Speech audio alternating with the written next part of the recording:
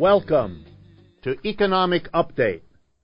Another week has gone by and another opportunity for us to examine some of the major events of the last week and likewise to look at how those events shape the economy we live in, both at the national and the international level. Economic Update is a program brought to you by Democracy at Work and its website, democracyatwork.info. For more information about all that we do on this program, please take a look at that website or my own website, rdwolff.com, where you can find elaborations and documentation for many of the topics treated on this program. My name is Richard Wolff. I've been the host of Economic Update since it began a little over 2 years ago.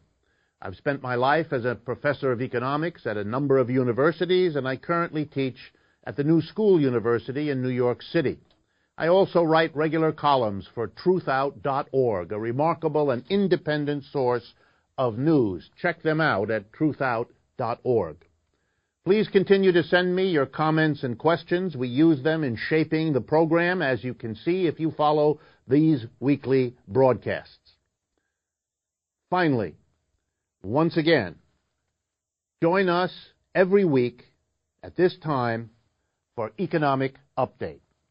We'll begin today with a comment on an interesting piece of information about the new Pope, Pope Francis.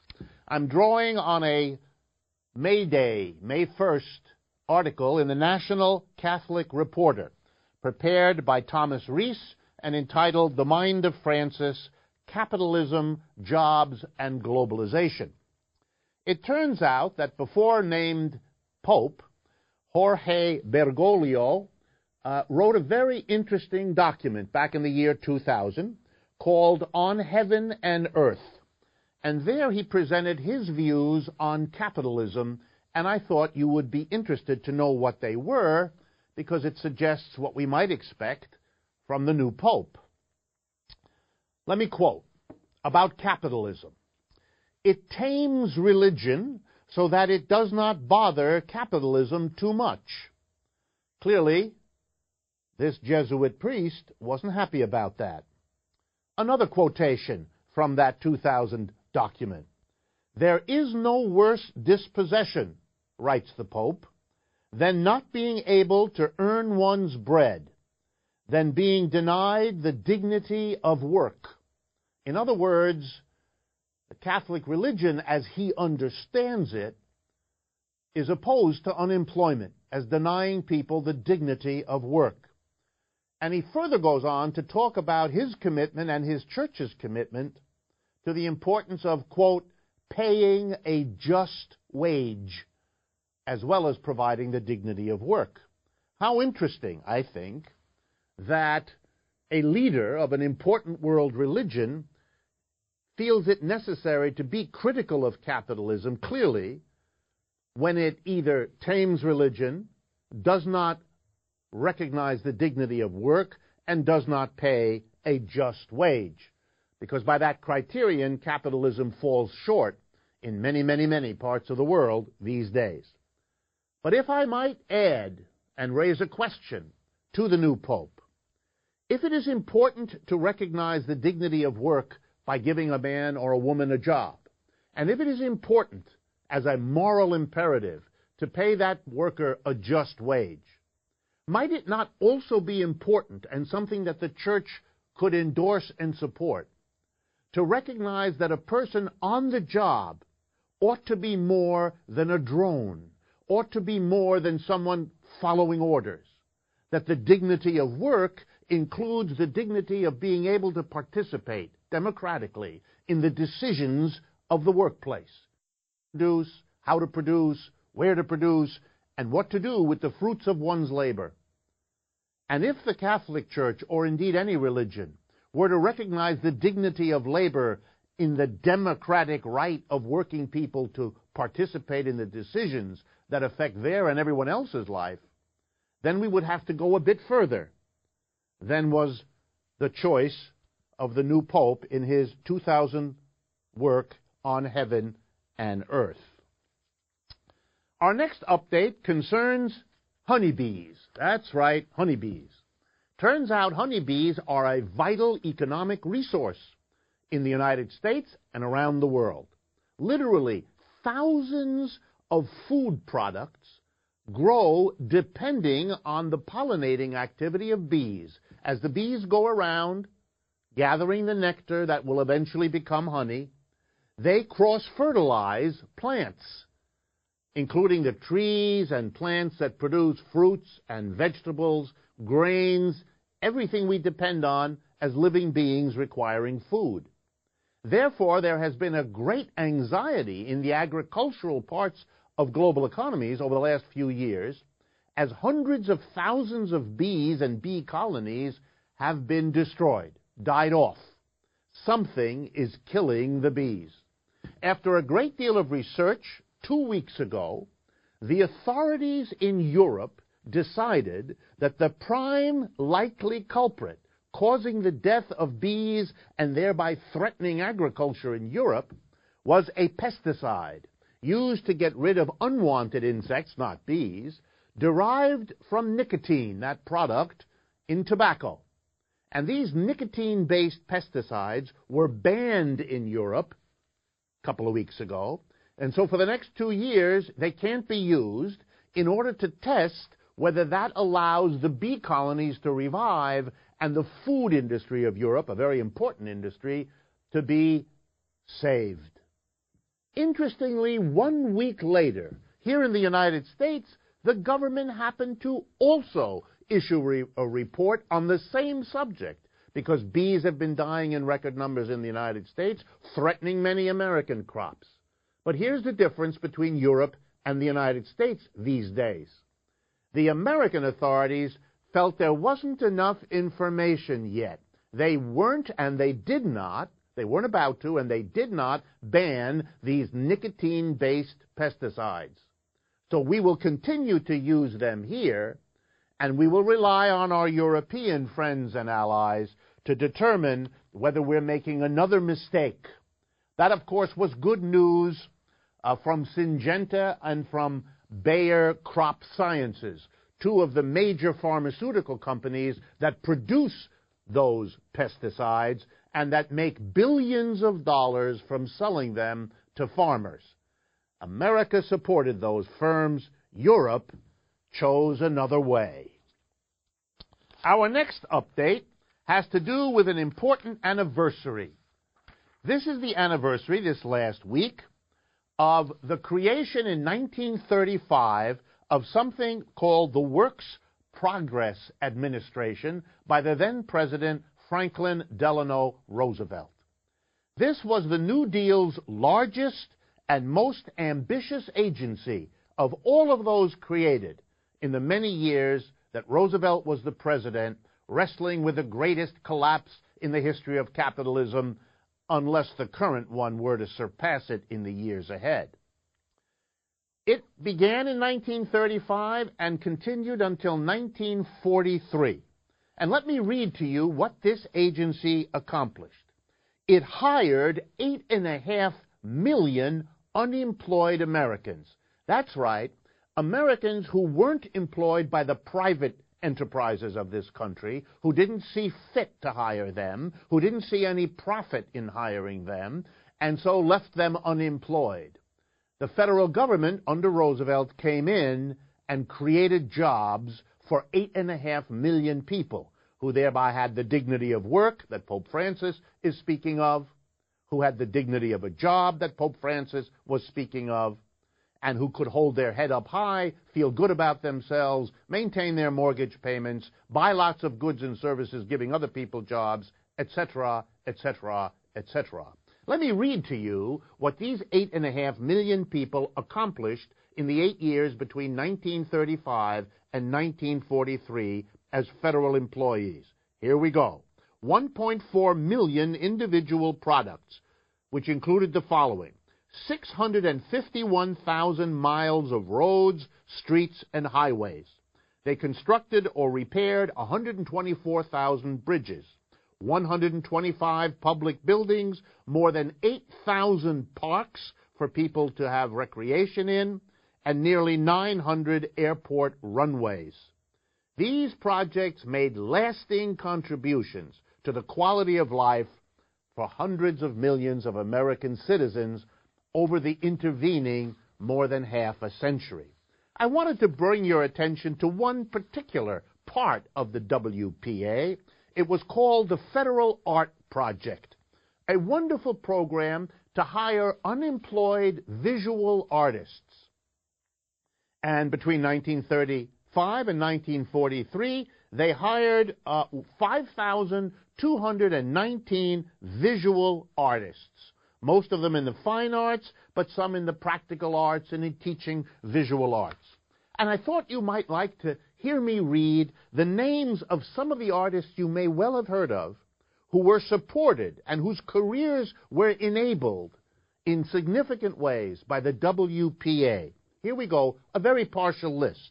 Berenice Abbott, Thomas Hart Benton, Arshile Gorky, Philip Guston, Louise Nevelson, Jackson Pollock, Anton Refrigier, Ben Shahn, and Raphael Sawyer, some of the great names in American art who owe part or all of their careers to being sustained as federal employees, bringing the visual arts to the people of the United States in a time of depression when nobody in private enterprise saw fit to hire these great artists.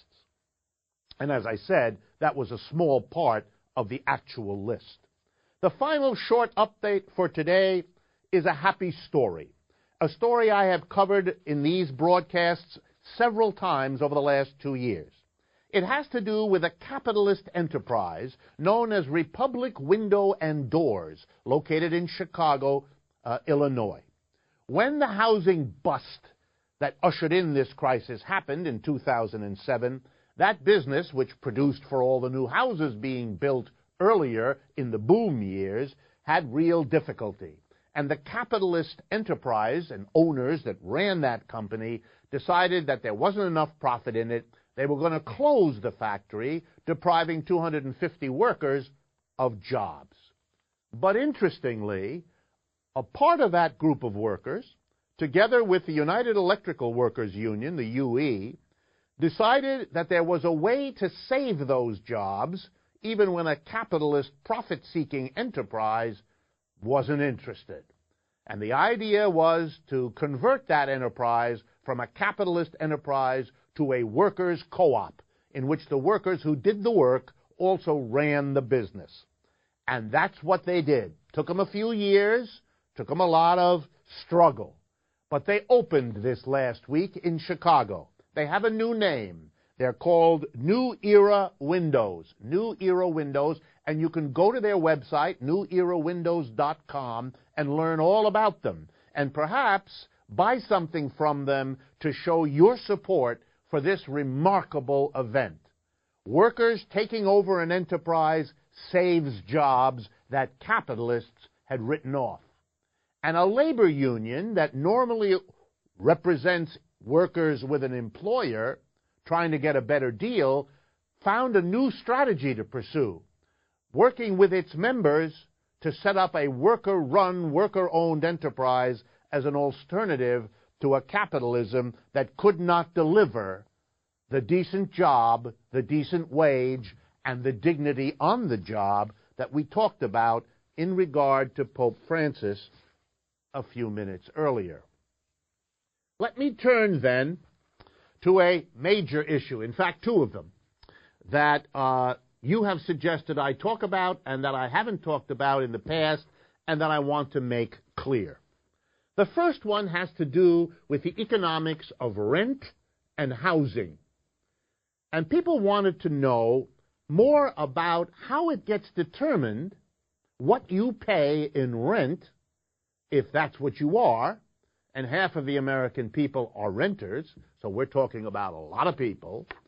How does it get determined what you are required to pay in the way of rent? Well, let's take a step back.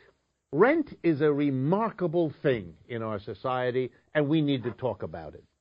One piece of land, say 1,000 feet on one side and 1,000 feet on the other, 1,000 square feet. If that land is located in the middle of Manhattan, the rent you would have to pay if you had an apartment on a building on that piece of land is astronomical. $10,000, $20,000, $30,000 per month. The same piece of land located in North Dakota wouldn't earn that much money in 10 years.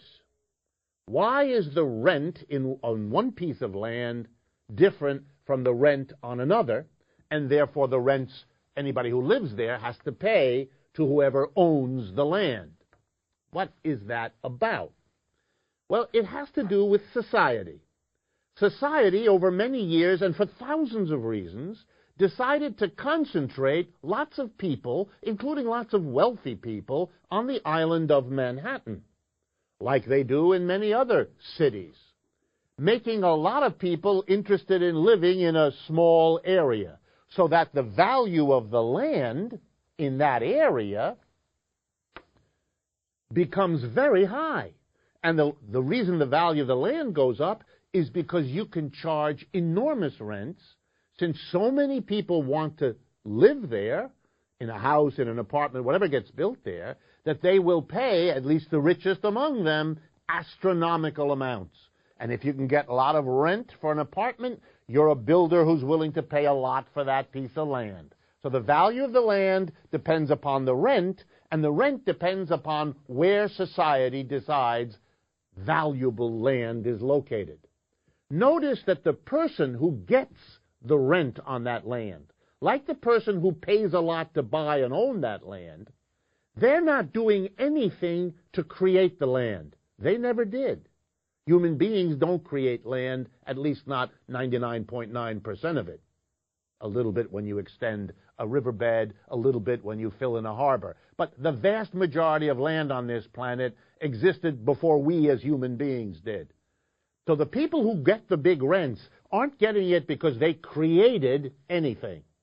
And the people who get the big rents aren't getting it because they improved anything, because the land is the land.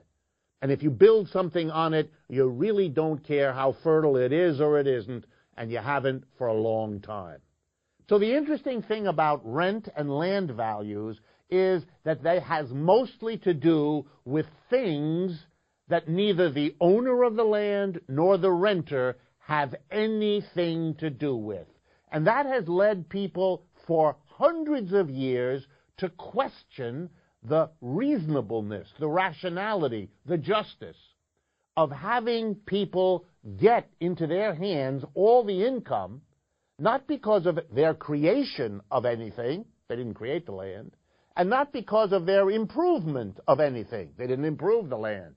They just had enough money to buy it, and they therefore can get huge rents from all the people who want to use that land or the buildings on it.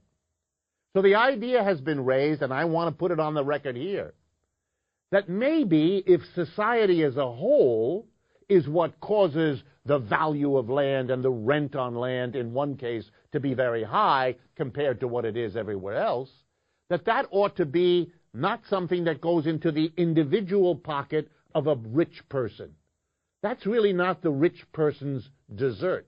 That's not what they deserve. They didn't do anything. Maybe the rents that go up that reflect people's desires is something that the society should gather into its own hands and use for everyone's benefit. The benefit of the people who own the land, as well as the benefit of everybody else, since all of our decisions about where we live, where we move, where we work, are altogether what cause rents and land values to be what they are. It's an old idea. It's associated in the United States with an interesting thinker named Henry George that some of you have spoken to me about. There have been other people with this idea all through history. Why do we allow a few people to get these rents when it's all of our decisions and all of our behaviors about where we live and work that produces that rent in the first place, and that the recipient of the rent neither built the land nor improved it, and therefore really has no particular title to it? Okay, let's go on. What about housing? The literal housing that we all have, set aside the question of the land. Housing is built in the United States. It's a private enterprise. Companies build houses. And companies do that for the same reason that companies in our capitalist system do everything, to earn profits, to make more money by building the house than it costs them to produce it. But here then comes a problem. Builders of houses won't build them if it isn't profitable to do so. So, for example, if some of the people in the community have jobs where they don't earn a just wage, where they don't get enough money, then the only way that they can live in a home is if the rent they would pay, since they never have enough money, these folks, to buy a home, the rent they would pay has to be reasonably low. We might call this affordable rents. The problem in a capitalist system is that there may not be enough profits for the builder if the builder has to charge affordable rents. If what people can afford is too low, the profit will be too low, and the capitalist home builder won't build the home. And if there aren't enough homes compared to what people need in a community, we will get what we have in America, homelessness. People who cannot afford the rents on the available housing and yet face a situation where the capitalist home builders have no profit incentive to build the homes that the homeless need. And when that happens, we have homeless people, people begging on the street, people doubling and tripling up with families, creating all kinds of suffering and tension and trouble in our society. We have all the problems that go with homelessness. And this is a fundamentally irrational way to proceed. Let me explain. Homelessness costs a lot of money. First of all, the community has to provide shelters, which are expensive. The community has to provide ways to inform people about the availability of shelters. The community has to deal with the disruption of children's education when the children are the children of homeless parents, can't stay in one place, can't attend to their schoolwork, have no place to do their homework. You see the story. Homeless people have extra problems with medical care. The society is called upon to provide it. When you do the math and you look at it, you discover something. It would be much cheaper to build affordable housing and provide it to homeless people, cheaper for us all, than to refuse to do that and let them be homeless and end up costing our society, and hence we, the taxpayer, much more money. It is an irrational way to deal with housing. Well, what would be the solution is equally easy to specify. Public housing. Have the society build itself as a public enterprise. Gee, you might even employ unemployed people, give them a job building affordable housing, because whatever that costs, if the public does it, they don't have to make, the government doesn't, a profit the way private capitalists do. So they don't have to charge the high prices to get a profit. They could charge lower prices.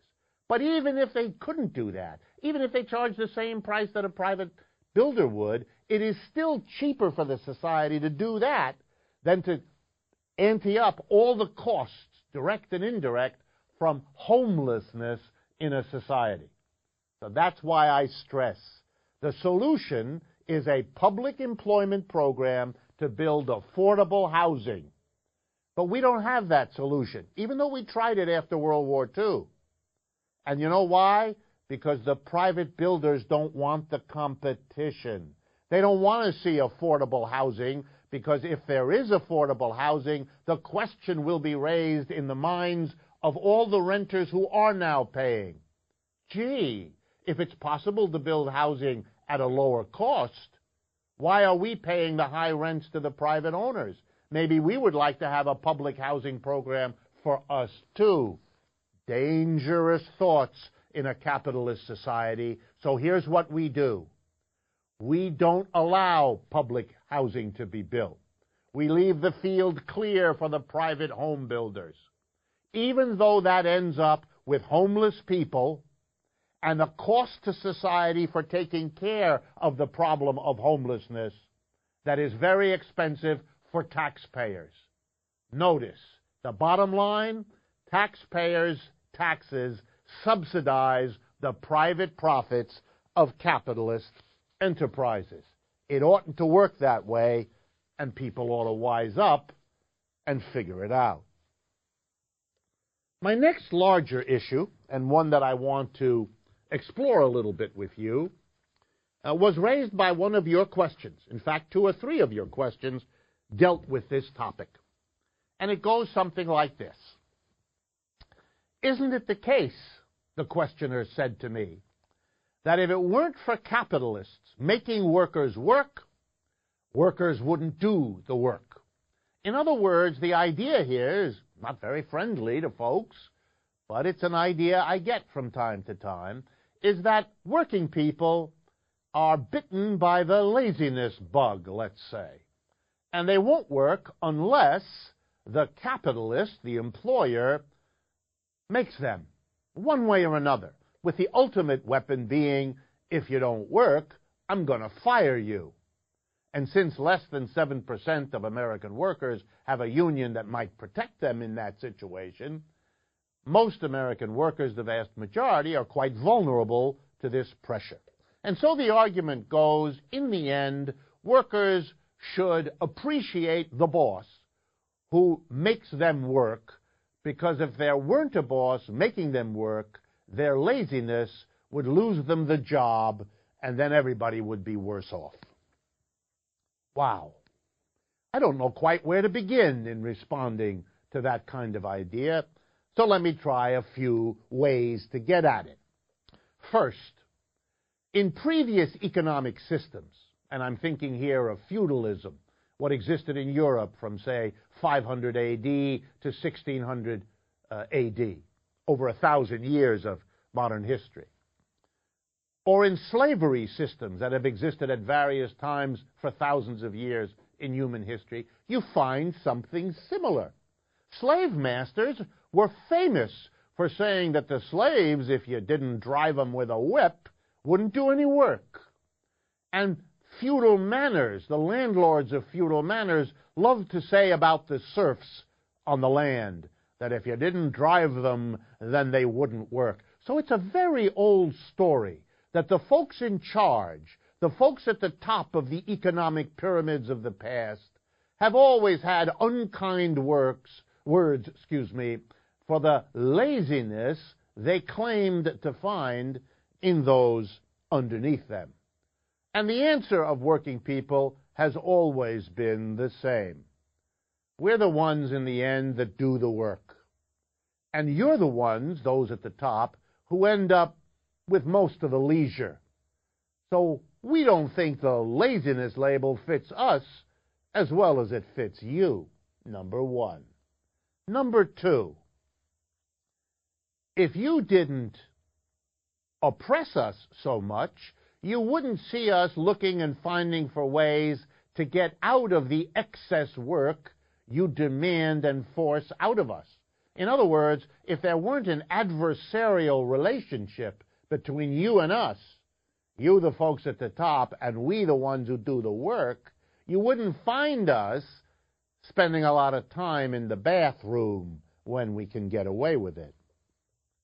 And this argument about workers being lazy has sometimes been given another twist. And that twist runs something like this.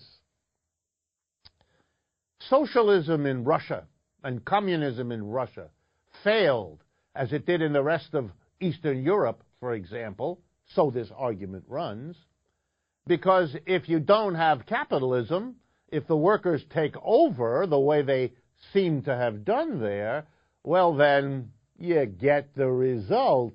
People don't really work, the economy doesn't really function, and it all collapses.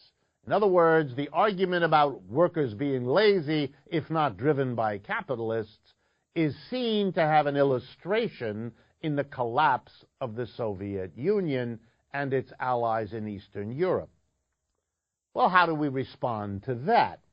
Well, that's an interesting argument, except is wrong, and is simply wrong factually. Let me show you what I mean. The Soviet Union, whatever you may think about that as a society, and I'm not commenting about it as a society, I'm commenting on one question.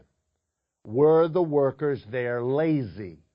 Did socialism, as they established it in the Soviet Union, generate a society that did not work hard? I think the answer here is crystal clear. In 1913, Russia, among all the countries in Europe, was arguably the most backward. It had the smallest number of people that had an education enough to be literate. It had the largest percentage of its population doing farming. Its industries were small and backward in many cases, and its cities likewise. And poor, poor, poor. In the years that followed, this already very backward, poor country suffered the following calamities. World War I killed more Russians than any other nationality. The Russian Revolution of 1917. A civil war inside Russia, 1918 to 1922. The invasion of Russia by 4 other countries, France, Britain, England, and the United States. My apologies. France, Britain, Japan, and the United States. Those 4 countries. Then a few years later, World War II, which killed more Russians. So here was a poor, backward country that suffered these calamities.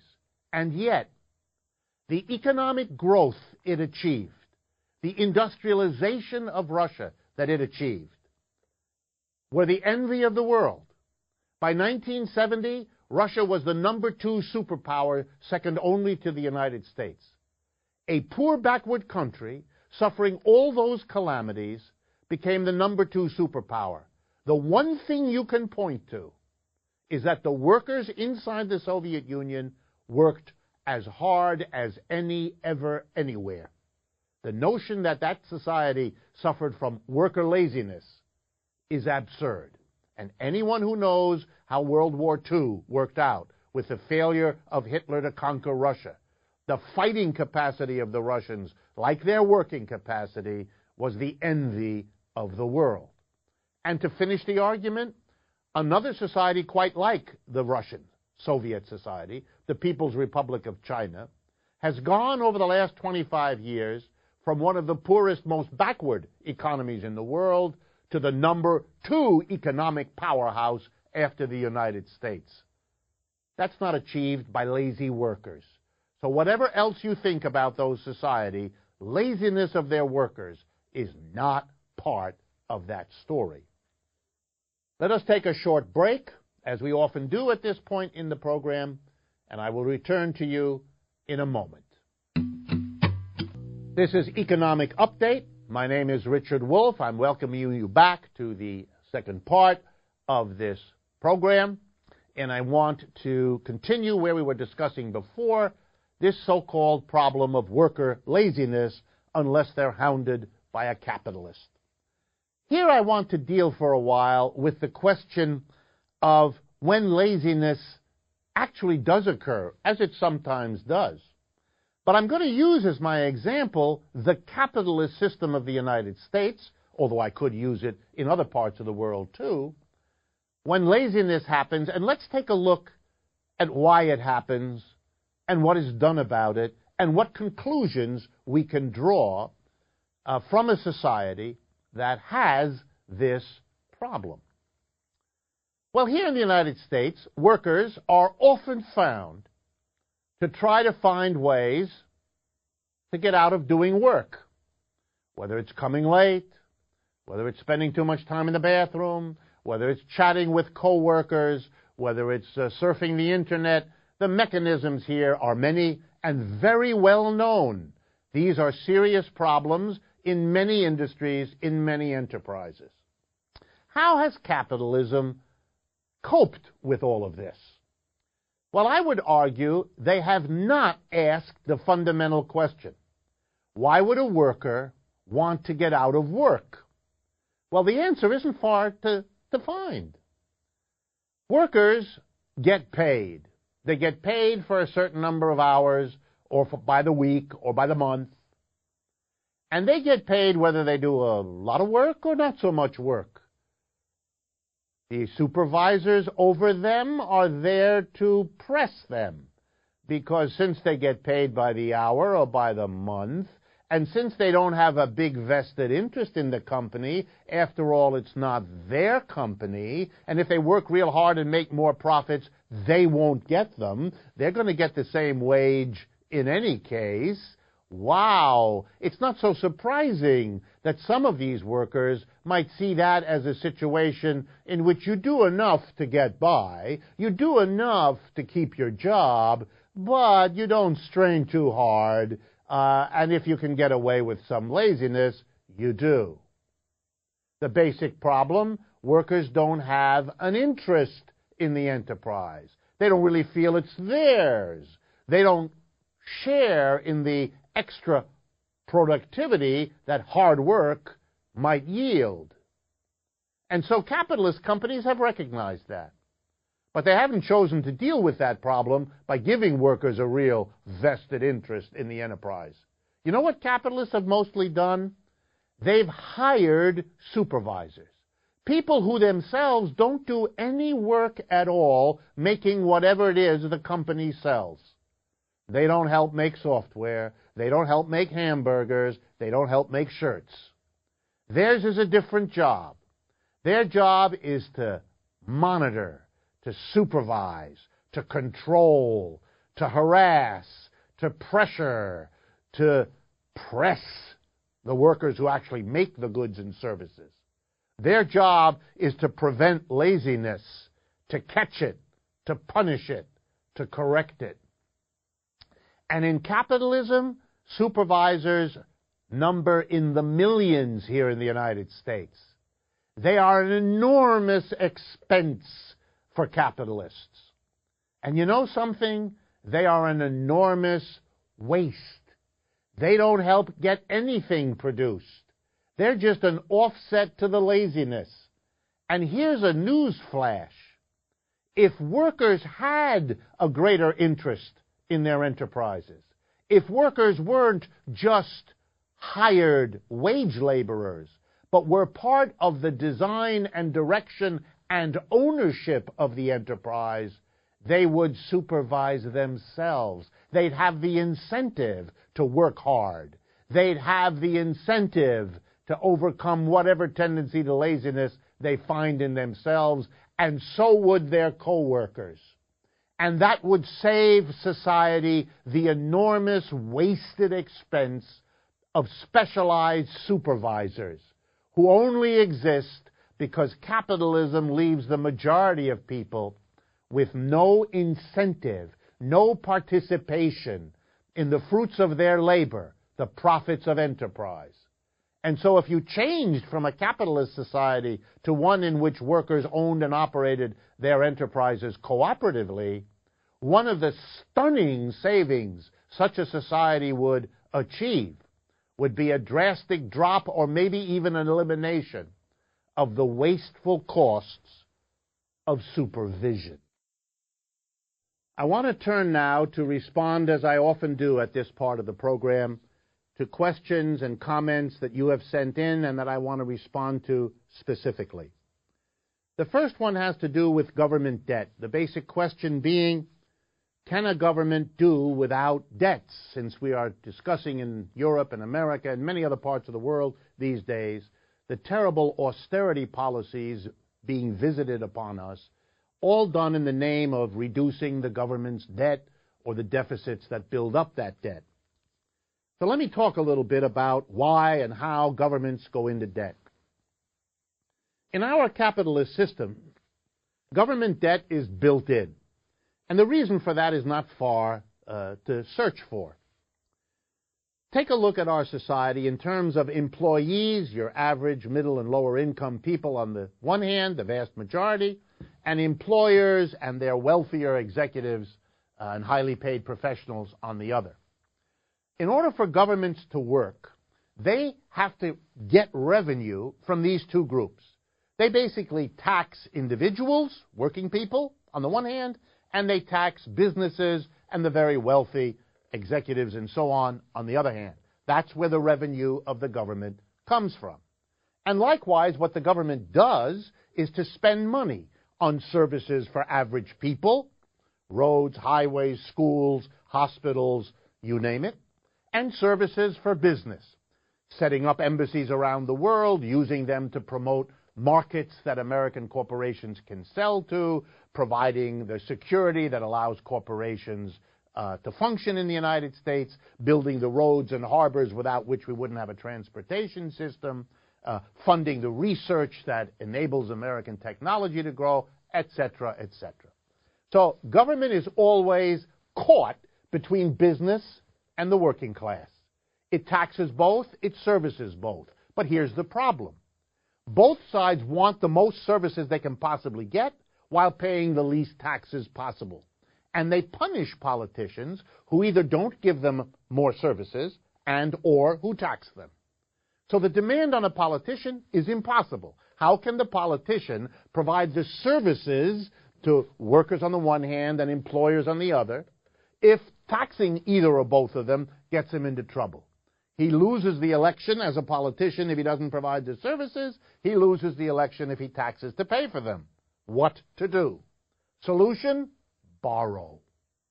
Here's the way politics in capitalist societies can provide the services people and businesses want without taxing them, by borrowing the money to pay for those services.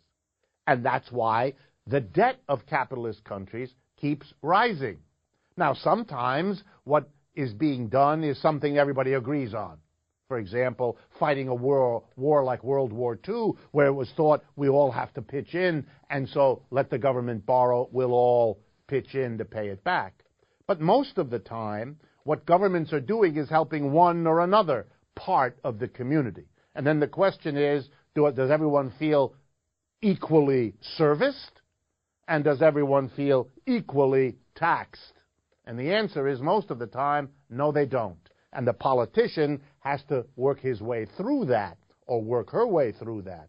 And the solution has been to borrow. And borrowing is particularly good for both parts of the community. For the mass of workers, it says, oh, at least I won't be taxed now, the government can go borrow it. They're pushing the problem off because they kind of know that their children are going to have to pay the taxes to repay the borrowing and to pay the interest on it. Meanwhile, the wealthy and the businesses, they love it. Why? Because for them, the question is, if the government raised the money in taxes on us, and we're, after all, the ones who have most of the money, so that's where the government is likely to go for taxes, we don't want to be taxed. And what could be better than a tax is if the government comes and instead of taxing us as rich people and corporations, it borrows the money from us. Then we get it back, and while we wait, we get interest on the money that the government has borrowed. For the corporations and the rich who own the bulk of the government's debt that's in the public's hands, this is an infinitely preferable arrangement to paying taxes. Well, with this situation, you can see that the governments accumulate debt.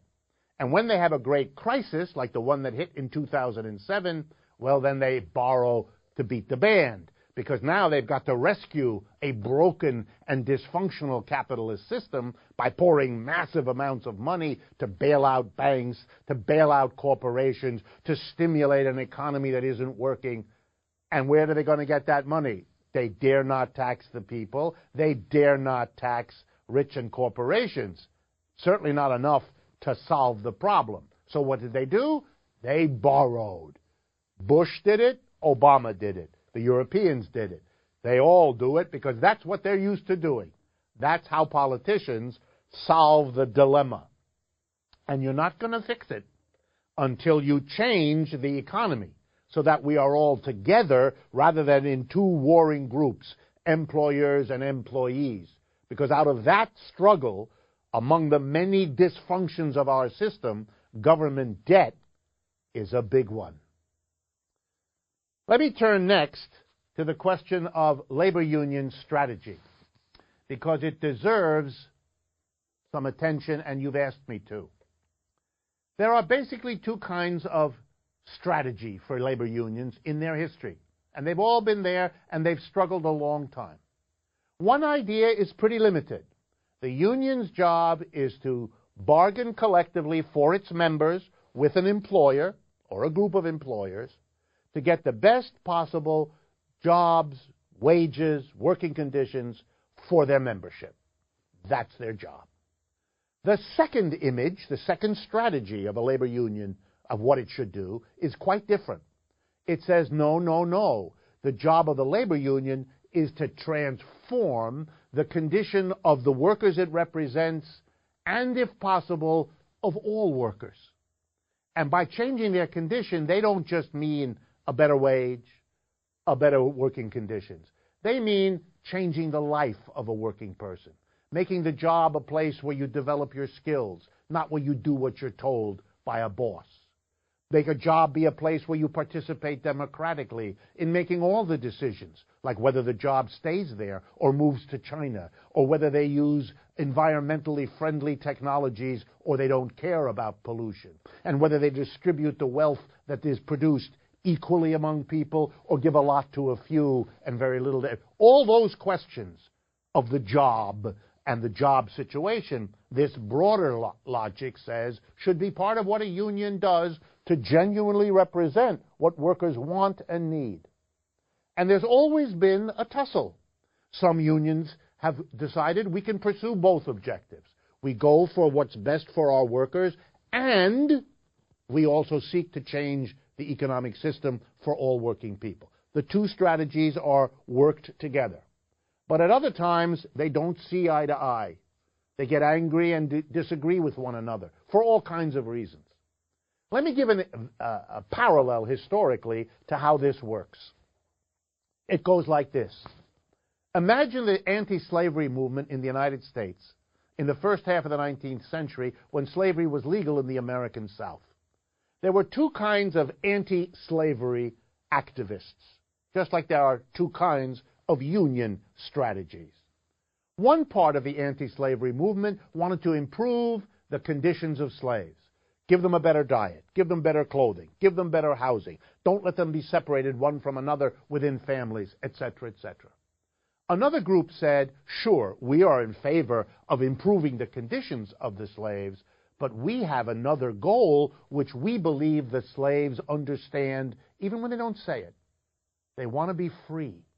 And so we are an anti-slavery movement, but we are abolitionists within it. We want to transform the slave so he's not a slave anymore. He's a free man, a free woman. Sometimes the two wings of the anti-slavery movement worked together. They had limited short-term goals and more expansive structural long-term goals. But often they didn't work together. Often they were split, sometimes by the slave owners who saw it was clever to split these two parts of the anti-slavery movement. And so it is with the labor movement. And there is no way out but to confront these two different goals and to see whether you can build a union movement that incorporates both of them.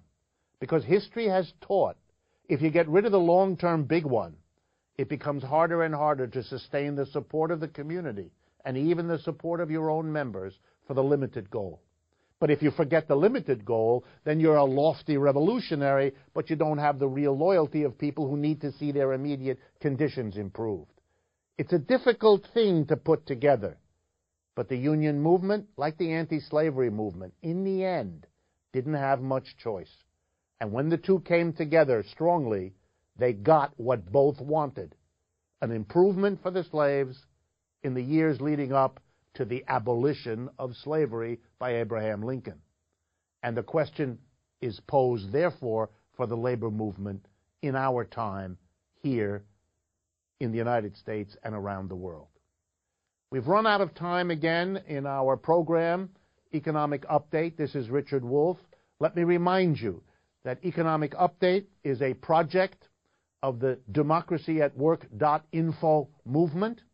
You can find more about the program in general and about today's topics by going either to democracyatwork.info or to rdwolff.com, the websites that develop, support, and build this program and its contents. Thank you very much for joining me, and I look forward to speaking with you again next week.